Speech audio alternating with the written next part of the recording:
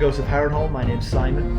And I'm McKelly. Thank you for joining us for episode 36 of our chapter-by-chapter book review of A Song of Ice and Fire by George Martin. Today we're discussing chapter 35 of A Game of Thrones, that's Eddard 9. As always, we'll chat about the chapter and try not to spoil any future plot points for you. And hopefully we'll provide you with some entertainment along the way. We'll summarise what happened, discuss our thoughts on it, provide some useful background, compare it to the TV show, indulge in a little pedantry, and we'll cover some reader mail this time. Be sure to check out the show notes. They provide some additional information about the characters and other things of note about this chapter. How are you? I'm doing all right. How you doing over there? Oh, fine, fine. Did you see my photo today? I put the trash out last night and I wore a suit and tie for it. Did you? Where would I see this photo? It's actually on the Teams room at work. You know, the divisional Teams room. Okay. I'll go check it out. Well, you gotta find reasons to get dressed up, you know. Exactly.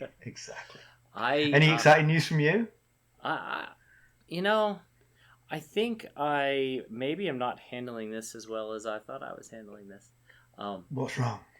Well, so just this past Sunday, I spent an hour watching the girls 7 to 9 division drive, chip, and putt competition, like as if it were the Masters. I was like, fist pumping. You got this, girl. So I might be longing for sports more than I realize. My tennis friend, he was telling me that he's playing FIFA soccer and he got Liverpool to the Champions League semi-finals, and I begged him to live stream so that I could watch. It sounded so thrilling. Well, I hope everyone's safe and well, and please keep social distancing, because it's the only way we can do anything tangible to help. Right, exactly. So, shall we do this thing? Let's do it. Get down to business with a quick recap of what Eddard was up to last time we saw him. Eddard had a heated disagreement with King Robert about whether to have the remaining Targaryens killed, particularly now Dany is pregnant. It resulted in Ned resigning as Hand of the King. He planned to leave for Winterfell immediately and stop at Dragonstone on the way to visit Stannis. However, a subsequent conversation with Petyr, Littlefinger, Baelish, where Petyr offered to take Ned to the brothel that Jon Arryn and Stannis had been visiting prior to Jon Arryn's death, seems to have stayed his departure. Why don't we give them the summary? Let's do that. So Ned, Petyr, Littlefinger, Baelish, Jory Cassell, and 2 other Stark men, Will and Heward, are leaving a King's Landing brothel. Presumably, it's the one that Littlefinger promised to take Ned to earlier. Let's hope so. On the way back... We're just going to stop off here on our way to the real brothel. On the way back to the Tower of the Hand, Ned reminisces about a conversation he had with his sister Lyanna regarding the likelihood of Robert's monogamy, or lack thereof, in their impending nuptials. He then thinks of the woman he just met in the brothel. She has a newborn baby girl who is the spitting image of King Robert. Ned and Littlefinger talk about Robert's other bastards, some confirmed, some rumoured. As Ned ruminates over why Jon Arryn should be so fixated on Robert's baseborn children, the street is suddenly flooded with Lannister men, swords drawn, blocking their way. From behind them rides Jaime Lannister. Jaime says he's looking for his brother Tyrion, who's run into some trouble on the road. Ned responds that Tyrion was taken on his command to answer for his crimes. Jaime draws his sword and says that he'll butcher Ned. Jaime then tells Littlefinger, who has been attempting to defuse the situation, that he'd leave quickly if he were him. Littlefinger does, and tells Ned he'll be back with the gold cloaks. Ned, surrounded and outnumbered 20-4, says if Jaime kills him, Cat will surely kill Tyrion. Jaime says he doubts that, but he's not willing to bet Tyrion's life on it. Instead, he tells his men to make sure no harm comes to Ned. However, as Jaime's leaving, he orders the Lannister men to kill Ned's men. Skirmish ensues, ending with Ned's men dead, and Ned with a severely injured leg. Petyr and the Gold Cloaks arrive after the fact and transport a half-conscious Ned back to the Red Keep. Simon is doing shock and surprise and awe animations. Specifically, I was doing the guy from Airplane, One of the ground control guys who used to like overreact to things. Do you remember him? Yeah. Oh, Airplane. That's a good movie. In my mind, that's who I was doing. Now that you mention it, I can clearly see that that's what you were doing. Thank you. So there's not a great deal of content. I think it's only like 6 pages or so, but obviously the ramifications of the actions in this chapter are quite huge. Yeah. Just going back to Airplane, my favourite line that guy said was he was handed like a weather report or something on a piece of paper, and the guy said, "What do you make of this?" And he said, "Well, I can make a hat." Yeah, I love that part. Oh, crap. Yeah, so you were saying it's the first true shot of the war fired. Yeah, I mean, it's the first intentional death caused in this skirmish. I mean, I know, true. I know you're gonna say that if you were a Lannister, you would say Cat had fired the first shot, and you'd be right to make that claim. If I were a Stark, I would say that Jaime fired the first shot when he pushed Bran out of the way. Right. But of course, nobody knows that yet. All the way back. Or actually, maybe when they killed Jon Arryn, or whoever it was that killed Jon Arryn. Right. It just keeps going back and back. But Cat clearly, I really wanted to say catalyst, but I couldn't bring myself to say Cat was the catalyst. Catalyst Stark. Cat initiated things by basically arresting and taking Tyrion as her captive. I'm sitting on the bed and the bed creaks, so we'll pick up some of that. Yeah, I like the new. I like the new recording studio. I can see there.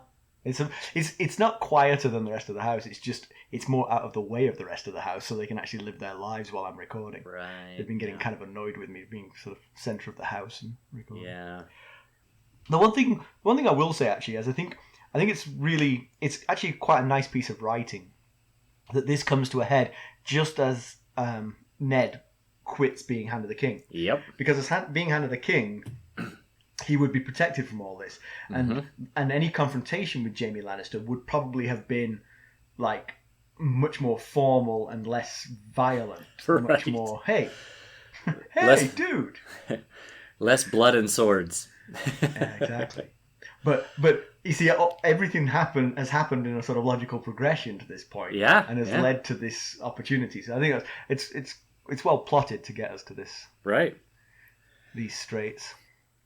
But anyway, rewinding to the start of the chapter, Ned finally found the brothel he's been looking for, and just as other aspects of the Jon Arryn investigation, it seems to circulate around Robert Baratheon's baseborn children. Right. So once again, we end at a Robert Baratheon baseborn child. Now this child again looks just like Robert, except that she is a girl.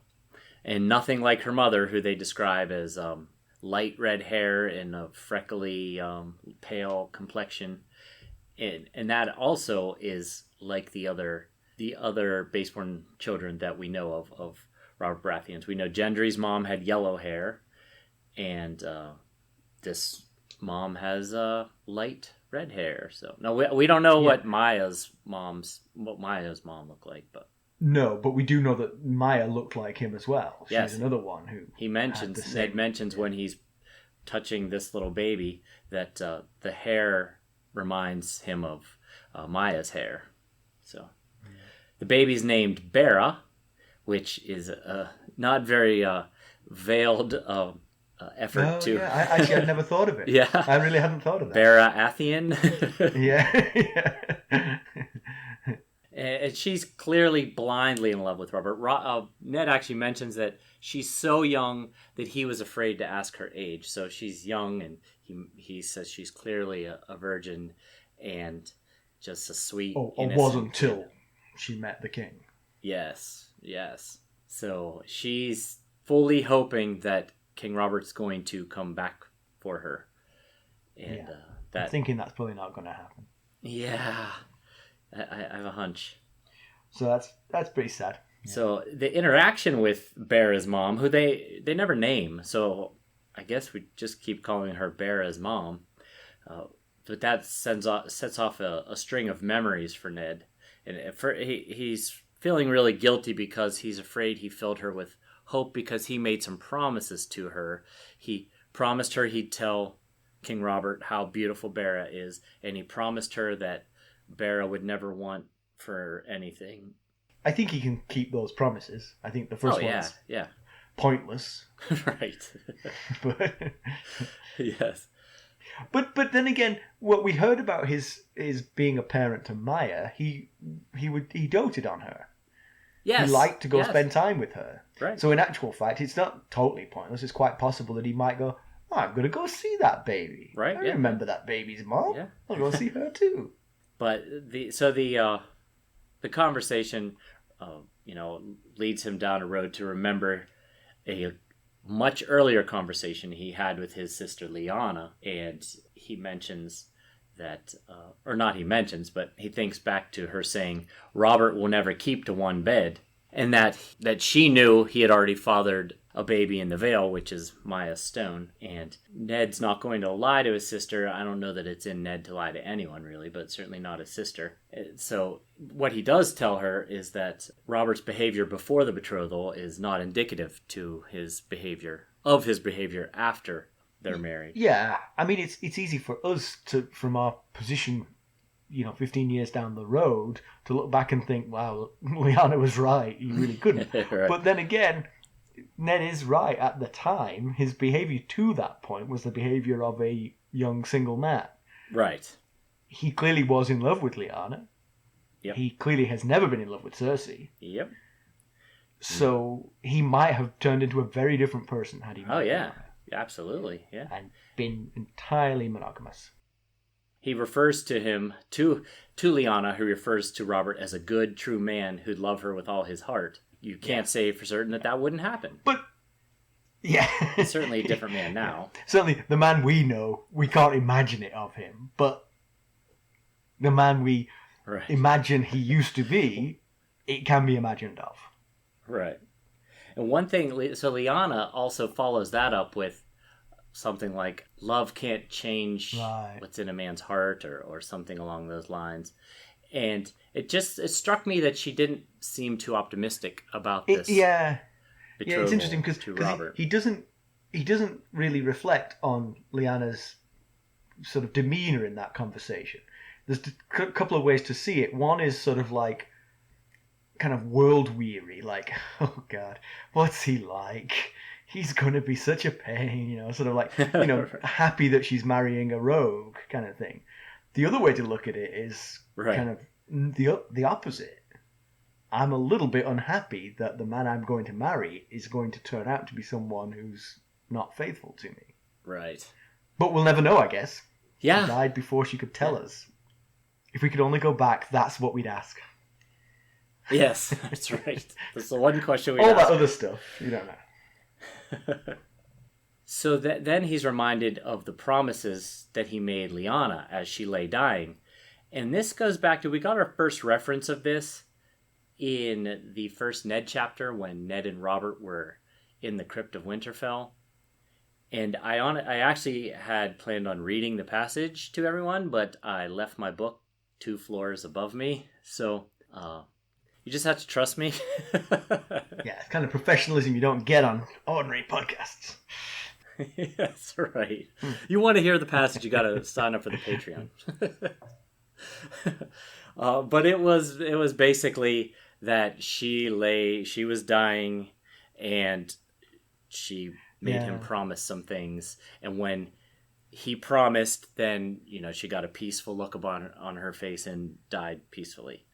And he references in this chapter the hardships that he's had in keeping those promises. So we don't know what they are. They've come up a few times. They came up in the Barrowlands when he and Robert were off riding by themselves.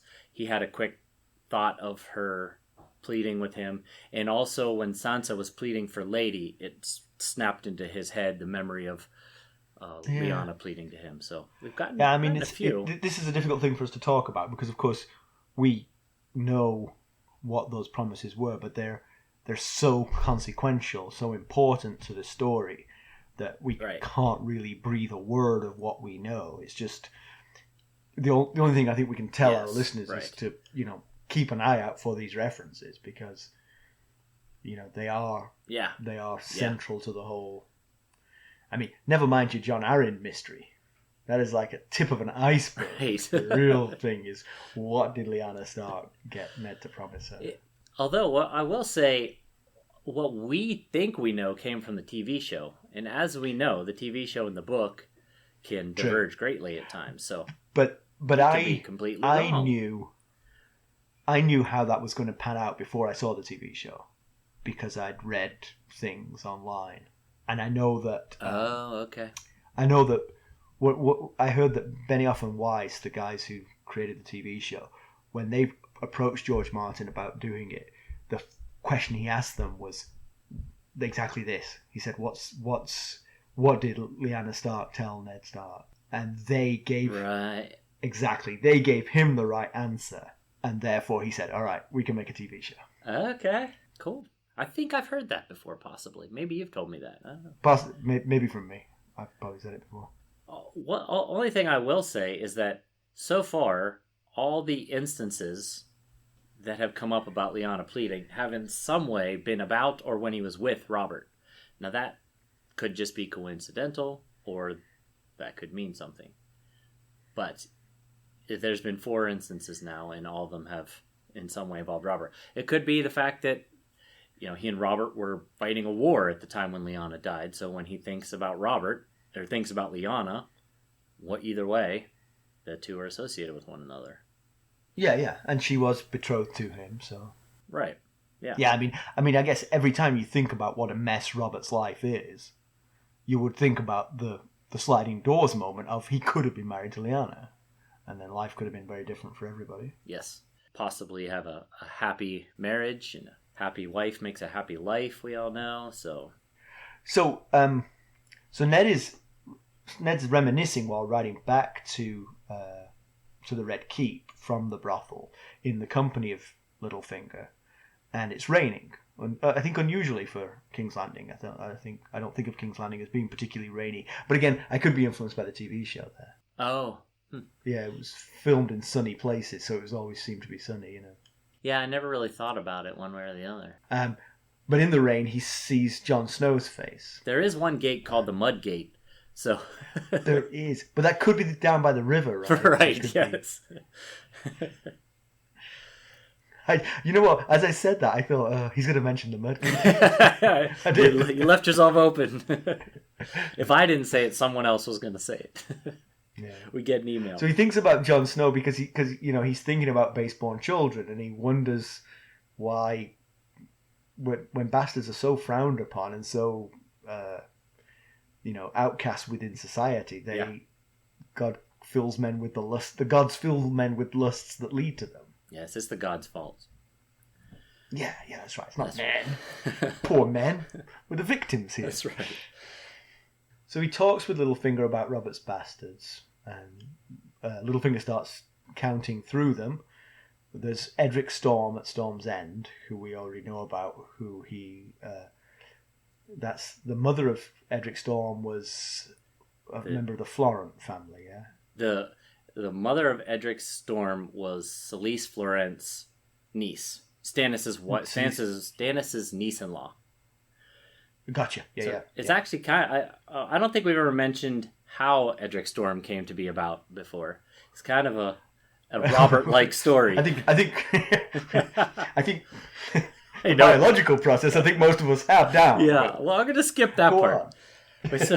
So Rob, it's mentioned in the chapter. If you're reading along with us, you already know this. But for those who aren't reading along with us, so Robert was at Stannis and Selyse Florent's wedding, and he took this girl whose name I'm drawing a blank on. Do you remember her name? I can't. Florence. Florence Florent. I don't know. He took this girl up to the marital bed, the wedding bed, and broke it in while Stannis and Lady Selyse were dancing. And that was actually the part that I found most surprising, is that Stannis was dancing. Yes, that really struck me as well as like, what are you talking about? that might end up in pedantry. No, I mean it was his wedding. I could believe that he would dance at his wedding. Just the thought of it, though. The guy makes Ned Stark look like the life and soul. Right. So this girl's from a fairly well respected family, the Florence, and she's a virgin, and so he had really no choice but to accept Edric as his son, which he doesn't seem to have a problem doing, but Stannis thought it was too much of a blight on his wife's honor. So when the baby was born, he had little Edric sent to Storm's End to be raised by Renly. Who sent him to Stannis? Was that Stannis or yeah? Because the girl was a bedmaid of Lady Selyse. I see.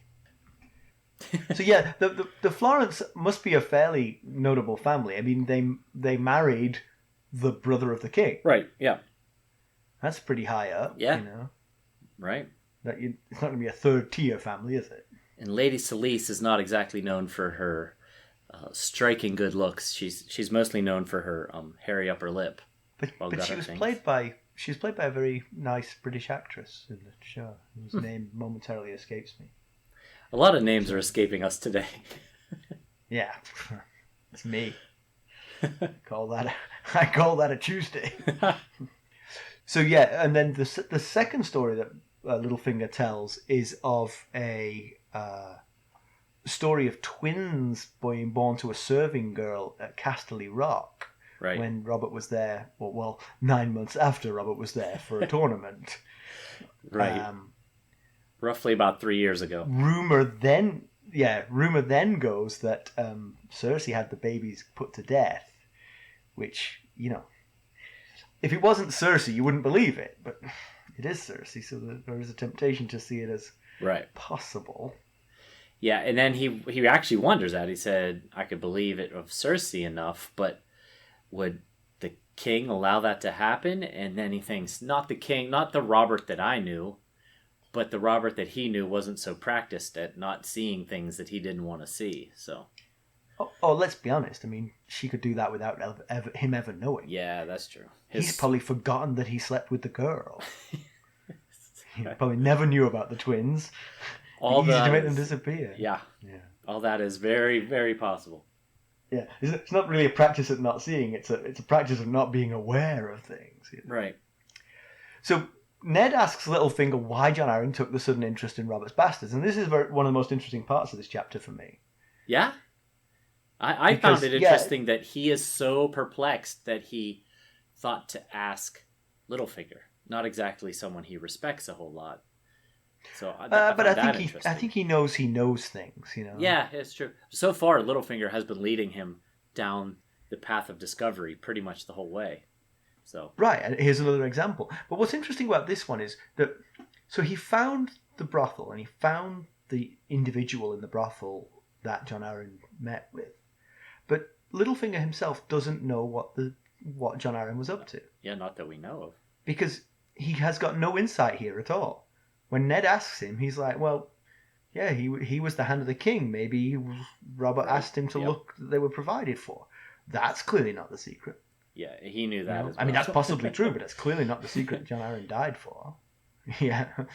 But that's what I'm saying. He has no insight. I mean, normally I think of Littlefinger as, look, he knew where to find this prostitute, in which brothel, which prostitute, and that she had because there was nothing in the... I mean, we knew that they were looking for a Robert bastard, but there was nothing...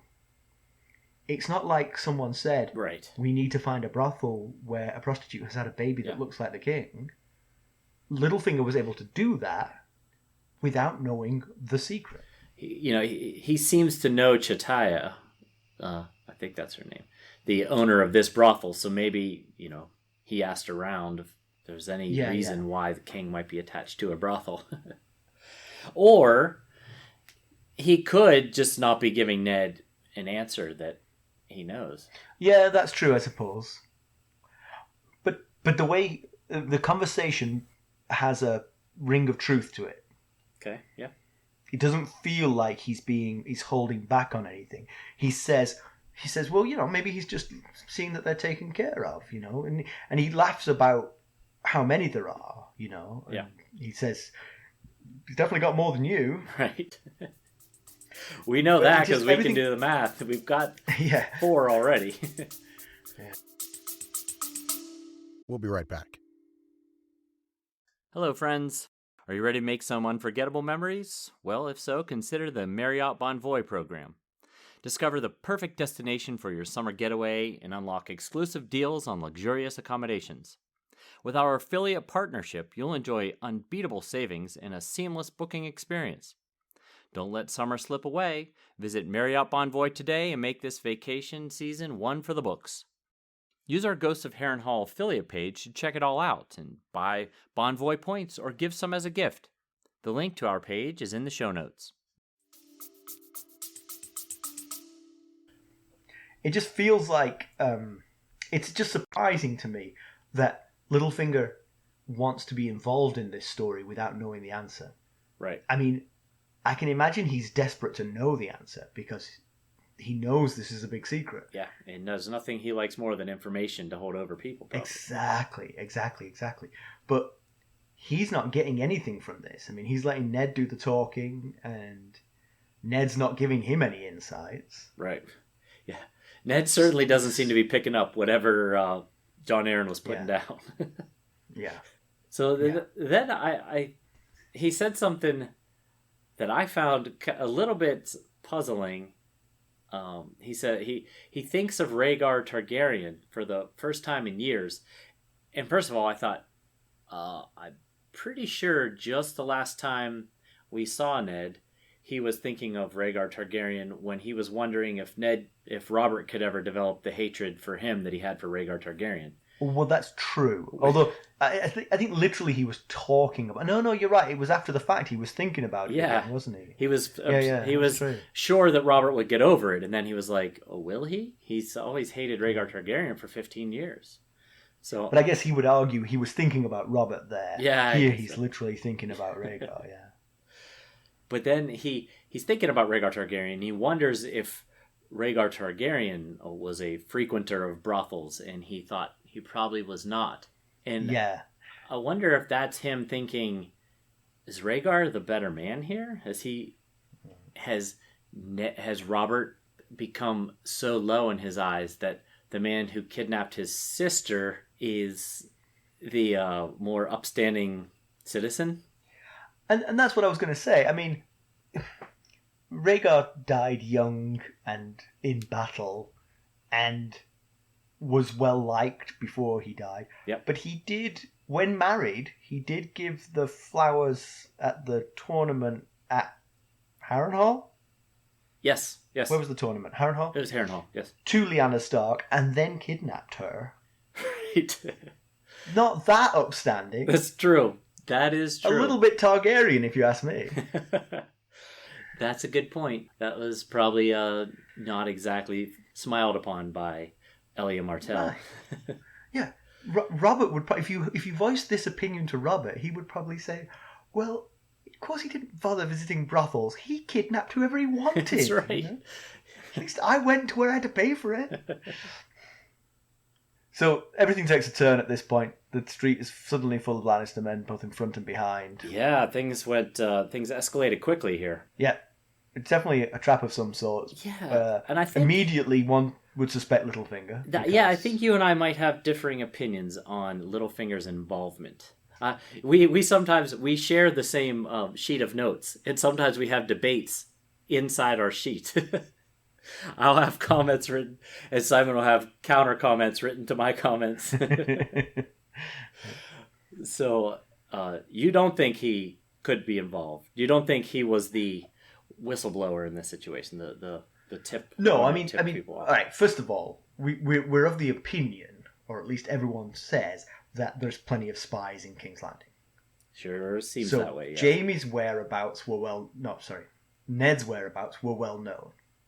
They could to be. Whoever wanted to pay attention. If you paid attention, you'd know where he was. And having seen where he went, you know that he would head home from there.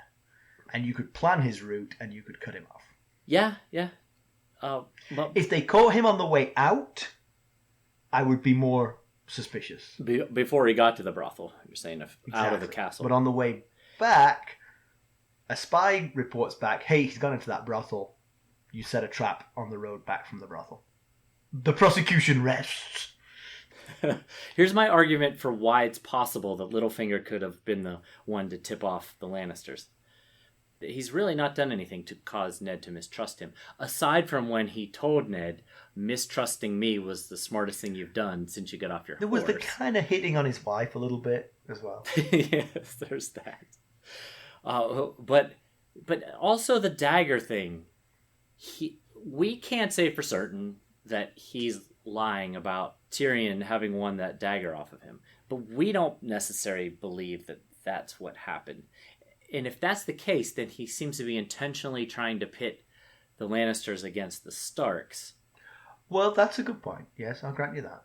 And in this case, I mean, you're really pitting the two against one another here. But for me, the clincher, the reason that he's innocent of this accusation is his reaction on seeing the Lannisters. He's like, whoa, what's this about? And he runs off to get the city guard. Yes, however, we don't know how long he was gone. He could have been saying, whoa, and then, they say the action said he put his heels into the horse and took off down the road. But he could have gotten around the bend and, then stopped at the nearest pub, had a pint of mead, and then meandered his way over to the Gold Cloaks. Because Ned passes out. We don't know how long Ned's out for. Everything you say is true. I'm just basing it on... If in both instances here, both the conversation in which he seems to not know what the secret is, and his reaction to seeing the Lannisters, he is really convincing. In very few words, he's very convincing. He says exactly what you would say if you were taken by surprise by this situation. I agree. But maybe he's good at acting. Yes. That's what I'm wondering. Is he seems like someone who would be clever enough to pull off shock when he's not entirely shocked about it. He might not have known when the trap was going to be sprung, but I'm not necessarily sure he was surprised that it happened. He could be. Yeah. This is just conjecture. Yeah. Yeah. Interesting. So Littlefinger says to the head of the leader of this group of Lannister men, he says, That's right, because Jaime doesn't arrive at the start. Yeah, Jaime is back behind the line there. He says, this is the hand of the king. What are you doing? And then, a voice emerges from the background saying, he's no longer the hand of the king. In fact, I'm not sure what he is now. And then Jaime Lannister makes his grand entrance. And that's when the whole decision to relinquish the handship kind of backfires on Ned. Because like you said at the very beginning of this episode, if he hadn't have relinquished his handship, he could just walk right through this, I guess. Yeah, I mean, you never know. I mean, Jaime might be sufficiently mad about Tyrion that he would still do this anyway, but possibly you've got to imagine that this has changed the calculus. Yes, the power balances have swung a bit. Yeah. So Ned, of course, knows why Jaime's accosting him before Jaime even says anything, but Jaime does accuse, but Ned takes the heat and says that Tyrion was taken on his orders to pay for his crimes. Right. Once again, Ned is paying the price for someone else's decisions. And, in this case, I'm referring to Kat's rush to judgment. I'm not saying Tyrion's definitely innocent. I'm saying she's the one that made the rush judgment that he was absolutely guilty and took him at sword point. And Ned has to answer for it here. You're always equivocal about that, but I'm absolutely saying that he's innocent. Because I know for a fact he's innocent of the pushing him out of the tower. Yes. And I honestly believe he is innocent too. I don't want to, I don't want to entirely... The thing that seals it for me is the fact he went back to Winterfell. Right. And did a kindness to Bran. Yeah. And another thing that he did, an action that leads me to believe he's innocent, is when he saved Kat. If he was guilty of trying to kill Cat's son, you would think he would have let those mountain clansmen take her off or kill her or whatever they were going to do. Anyway, Tyrion is innocent. I agree, but you should make your own opinions. Yeah, but if you think Tyrion did it, you're wrong. But yes, but still make your own opinion. Wrong one if you must.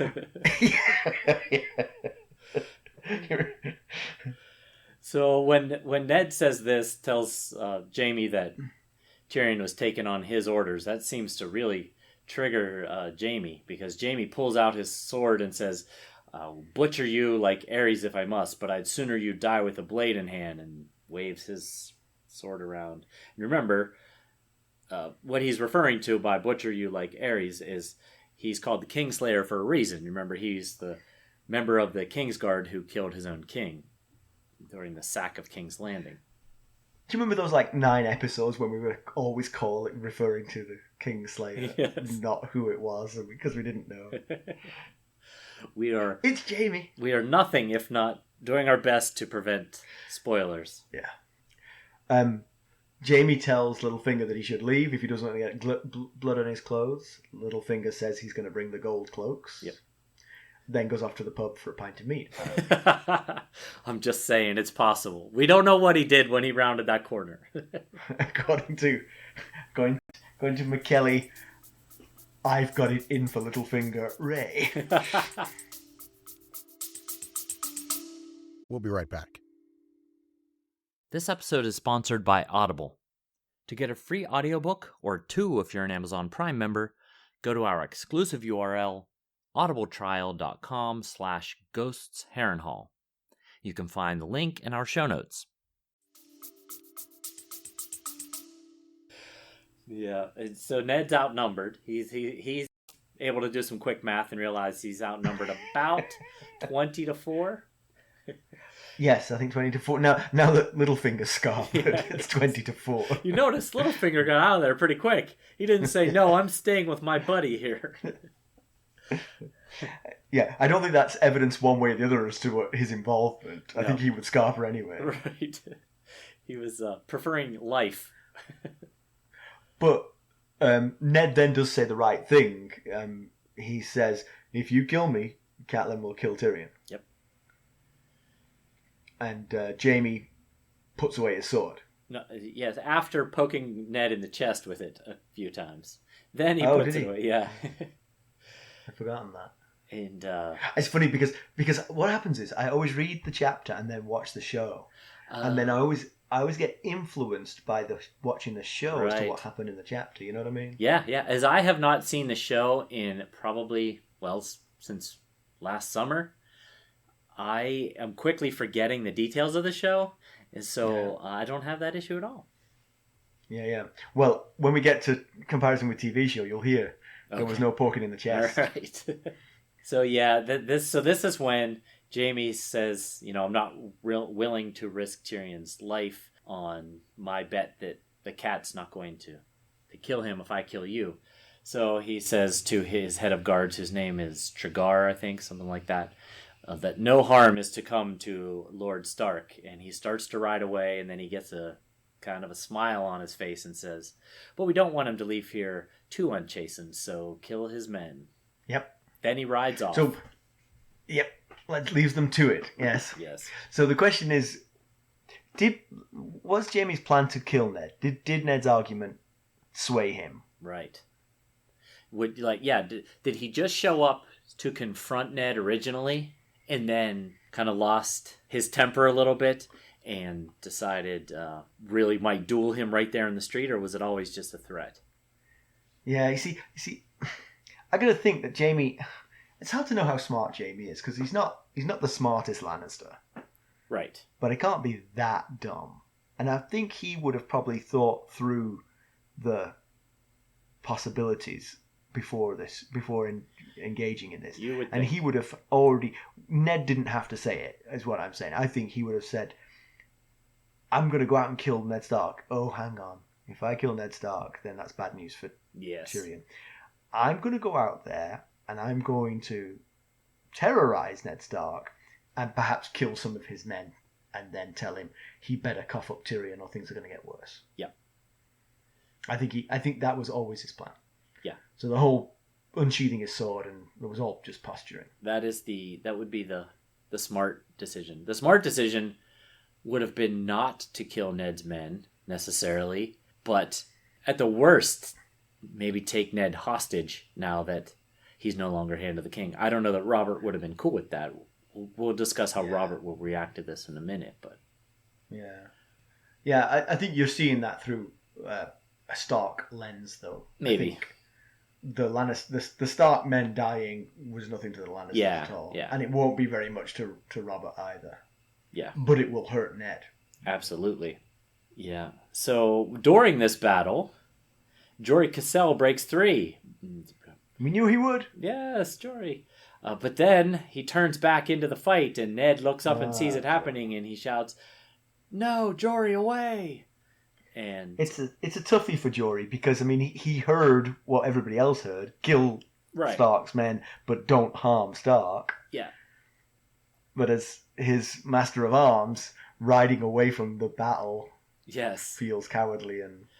Yeah, that's exactly. There's no way. I was thinking about that too. I was thinking, oh man, if he had just left, he would be alive.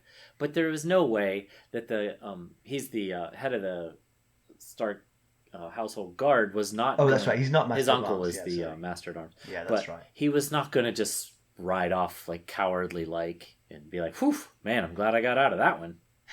So Ned traipses back to the Tower of the Hand. Jory's all showered. He goes eating fruit. He meets up with Littlefinger at the pub. Yeah. I'm glad you made it, boss. Why you? Boy, fill me in. What happened? How are Will and Heward? Look, I would have fought, but they said they were going to kill me, not you. Since I knew you were safe, I figured. So, yeah. And during the skirmish, Ned's horse falls on him and breaks Ned's leg to the point where Ned can see the bones sticking through the skin. So, it's bad stuff. That's nasty. Yeah, and poor Jory, as well as Will and Heward, all are killed in this little skirmish here. But Ned passes out, as I mentioned a little bit ago, and then he wakes up and crawls to Jory, and that's where Littlefinger and the Goldcloaks find him. He's cradling Jory's body. They take him back to the Red Keep for treatment. Yes. And then what do you have to say about Will and how... What are they called again? Will and Heward. It's how the audiobook pronounces it, Heward. Will and Heward and Jory. Let me read your notes here. The first casualties of the Stark Lannister Rift. Okay. So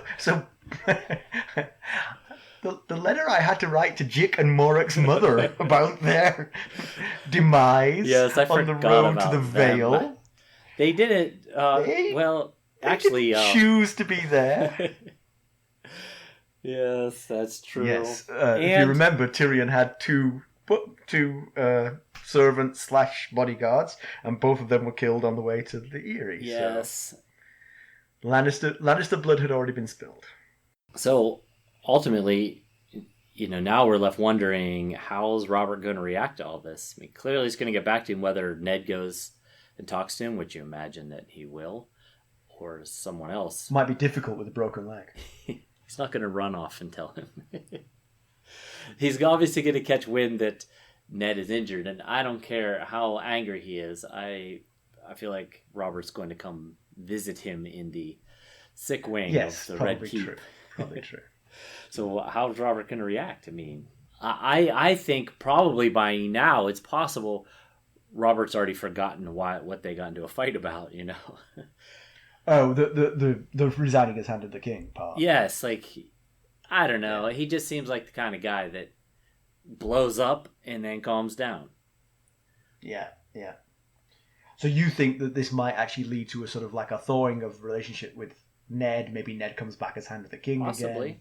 Possibly. I hadn't thought it through that far, but that's a possibility.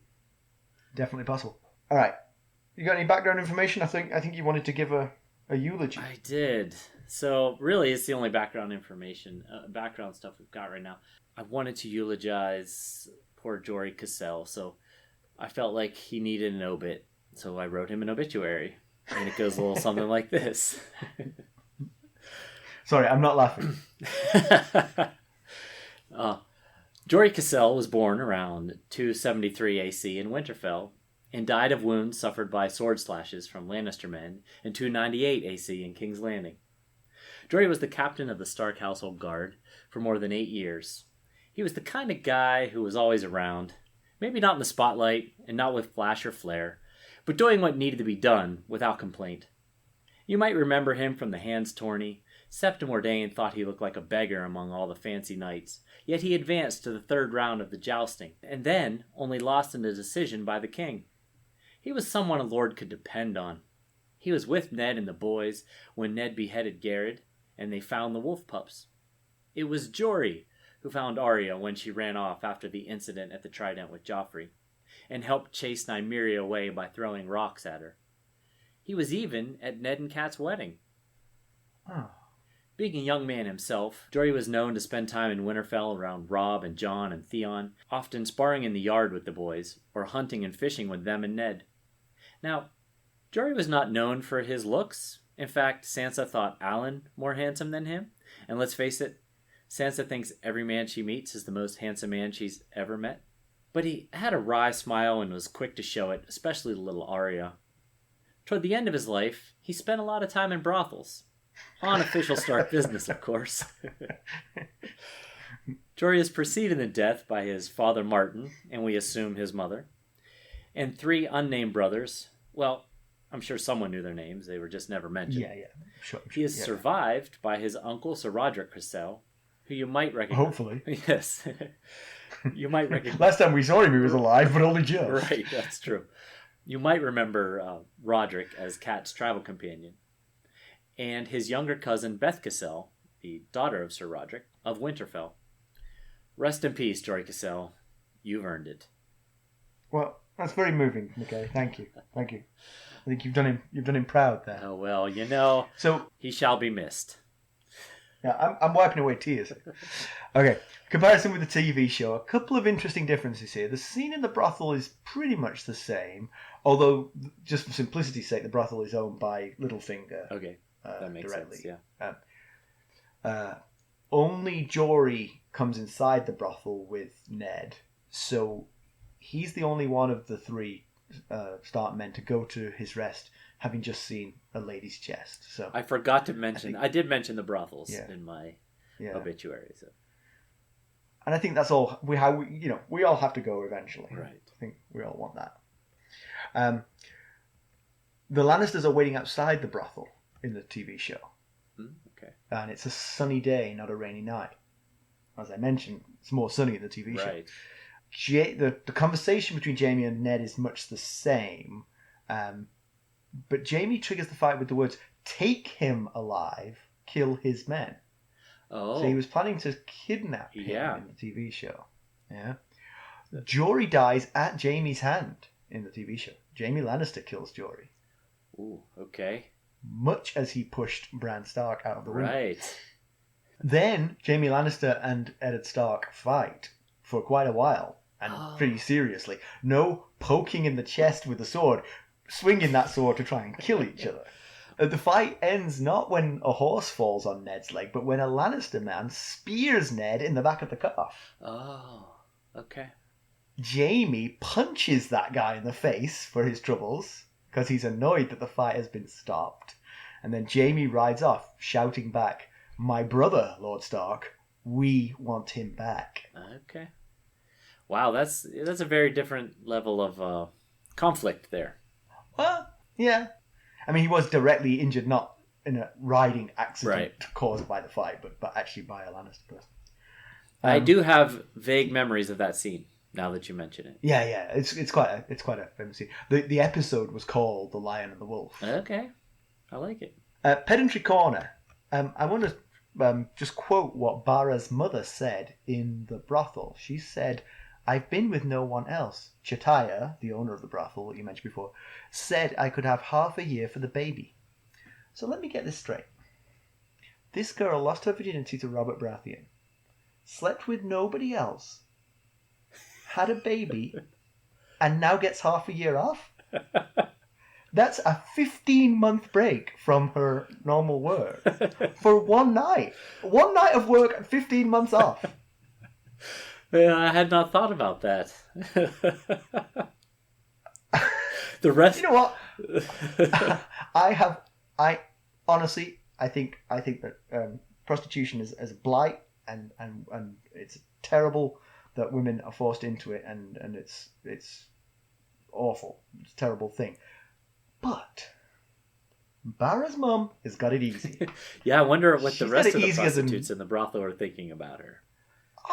It's like, what is this place? Just like, she just comes in. I'm just saying. I would imagine the king paid handsomely for her services. So maybe Chataya's for like 15 months off.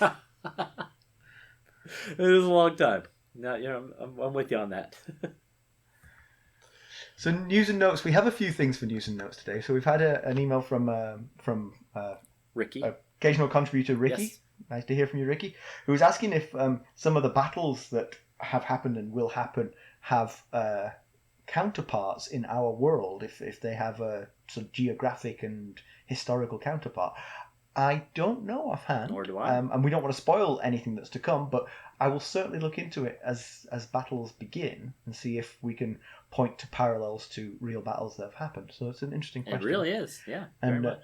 yeah, and Rob from France has been in touch with a couple of comments. One was that he said that if the Lannisters, Jaime and Cersei in particular, knew how badly the Stark children butchered their intelligence, they would have just left Bran alone in the first place, because he's younger than Arya, and what he heard was much more complicated than what and he didn't Arya heard. He didn't even know what he was seeing. He thought they were wrestling. Right. Yes. Yeah. Should have left them alone. I think it's a good point, Rob. It is. I'll grant you that one. So the other one, I think I maybe made the comment that Littlefinger was outsmarting Eddard in arranging for a lordship for the assassin of Daenerys Targaryen. Okay, I remember that. Because if you remember, Littlefinger was saying that is far more practical use than anything you did, because a bunch of idiots are going to now try and assassinate her. They're going to fail, and the Dothraki will be alerted and keep her protected. He was saying, and I was saying, that's why Ned should stay his hand of the king and listen to these smart people around him, Yep. But Rob made the point that Ned is way too honourable for that kind of thing. Yeah. That's way too shifty, way too... It's definitely a limitation way too underhand. of his... definitely a limitation. It is. But you know what? The sign of true leadership is knowing where your limitations are and making sure that you have underlings who are filling in those gaps. Yeah, absolutely. Surround yourself with people smarter than you. Isn't that what they say? Secret to success? I've tried. Not in this podcast. That's what I'm doing. You are a lot smarter than me in many ways. All right. Anyway. Conclusion time? One other thing I wanted to mention real quick in news and notes. This is more of a correction. Do you remember a couple weeks ago I was saying that Odin, the dog that played Summer that passed away due to mouth cancer, we were discussing whether they were real or CGI, and I said I think they were real, and then they became CGI as they grew up. Actually, I looked into it more because I thought, even on that episode, I said, I don't really know what I'm talking about. I think that might be the deal. Really what they did was... You don't have to say that, McKelly. McKelly, you don't have to say you don't know what you're talking about. It's perfectly clear. Our listeners know. What actually they did was they recorded the dogs on green screen and then CGI enhanced them to make them look more big and ominous. How fascinating. Yeah. So the miracles of modern technology. Anyway, I just thought I would clear that up since I... Thanks. That's interesting. All right. It's good to do research after the fact. That's right. Let's record for posterity what we don't know and then apologize 2 weeks later. What's the point in researching ahead of time? We don't know what we need to research until we come and try and talk about it. All right, so... Let's wrap this up. Yeah, let's wrap it up. So we found another bastard of Robert Baratheon's, and another one that looks just like him. So I don't know. You know what? That's interesting, actually. Just to hold you up on that. If they didn't look like him, you wouldn't really know they were his. Right. Yeah. It's not like there's a DNA test. Yeah, but all roads of Jon Arryn's search seem to lead to these spaceborn children of Roberts. Yeah. And then Ned... What can it mean? Yeah. And Ned references a heavy price that he paid for promises he made to Lyanna. And we just have to keep an eye on that. We don't know much more than that yet.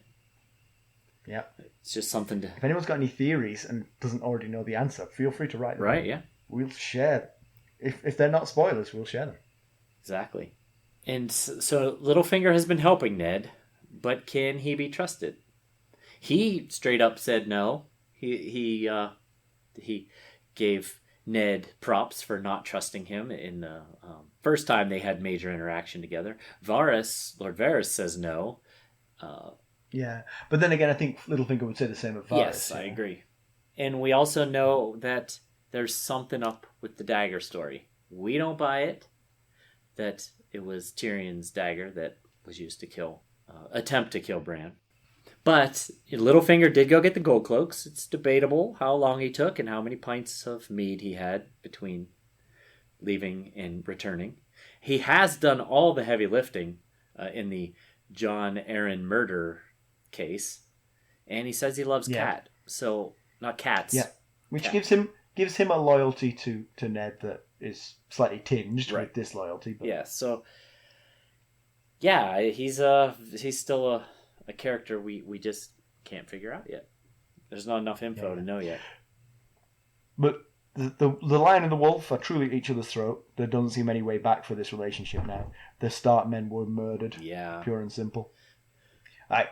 Let's say goodbye. As always, you can reach us at ghost.harrenhall@gmail.com and follow us on Twitter at @GhostHarrenhall, Facebook, Instagram, and now YouTube. Yes. And if you wouldn't mind helping us get the word out, leaving a review on iTunes or Apple Podcasts or at podchaser.com would really, really help us out. We would greatly appreciate it. Many thanks for listening. Thanks. Bye.